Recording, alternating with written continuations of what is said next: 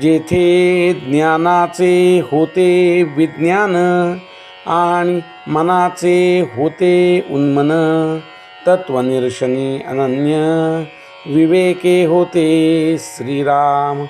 आत्मज्ञानी माणसाची अवस्था कशी असते हे सांगण्यासाठी समर्थ उत्तम दाखला देतात.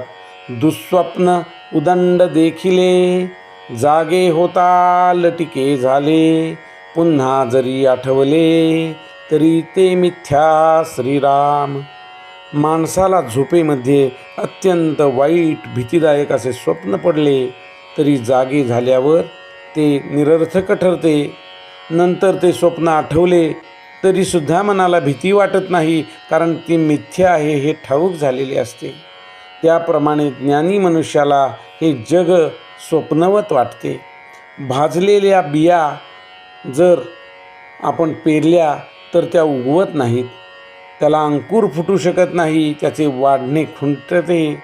त्याप्रमाणे आत्मज्ञानरूपी अग्नीने ज्ञानाचे वासना बीज भाजून निघते.